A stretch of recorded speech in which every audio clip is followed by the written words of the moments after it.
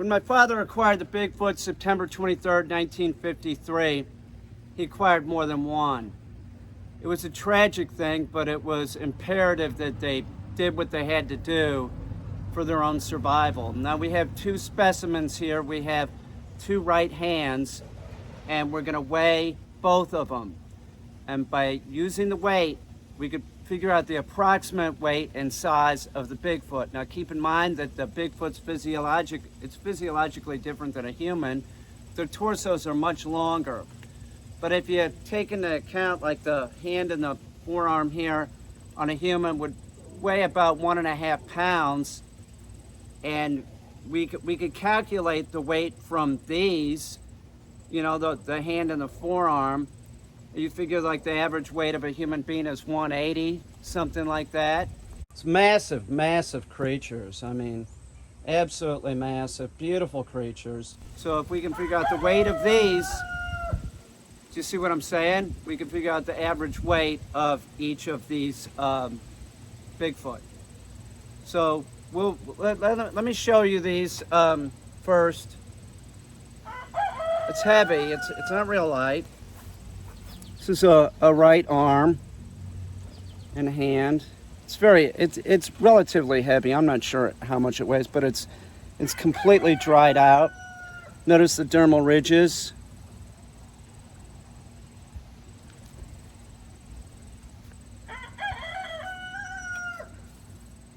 Get that going. Bigfoot arm on there. It's 7.4. 7.4 pounds. And keep in mind that it's dried out. We'll weigh the bigger one.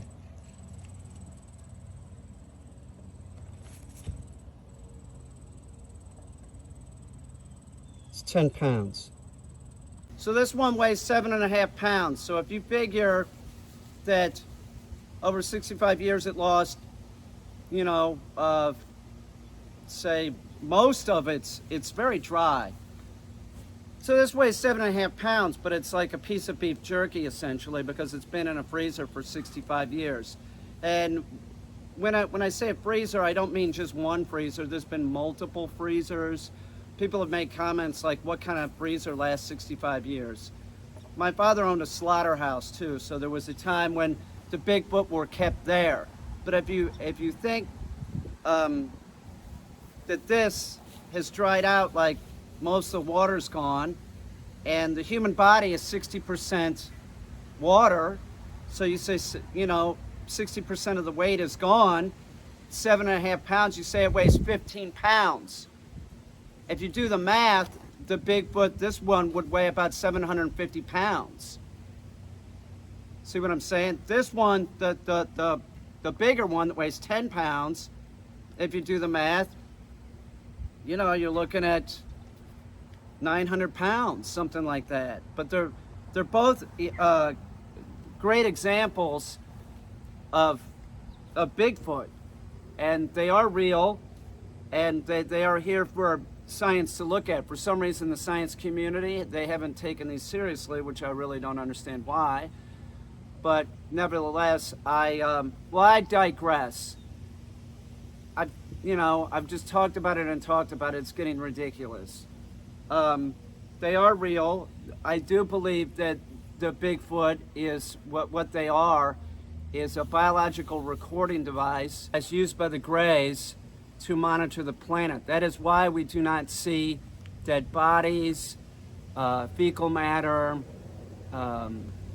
We just don't see anything like skeletons, any kind of bones, anything like that. People will say, well, how often do you see a bear skeleton in the woods? Well, my question is, how often do you go to the woods where there's bear around? So that notion is ridiculous. How often do you walk through the woods and see a deer bone? Well, we do see them. We do see them. And there are bear in this area. Have I ever run across a bear jaw? No, I really haven't. But that doesn't mean anything. So it's my belief that the Bigfoot are not from this planet, that they're extraterrestrial. And I know that I don't have factual proof of this. That is my belief.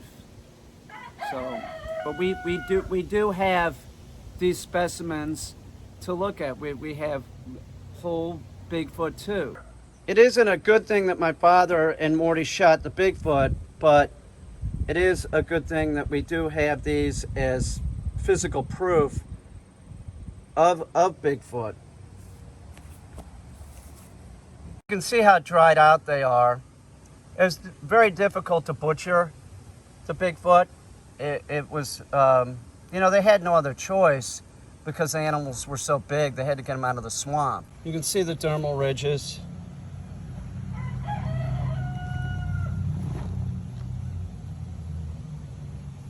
You can see how dried out they are. They're extremely dried out.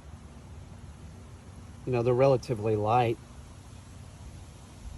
You can see the fingernails. Dermal ridges. See the size difference of the two. They're relatively the same size, but one is bigger, one weighs more.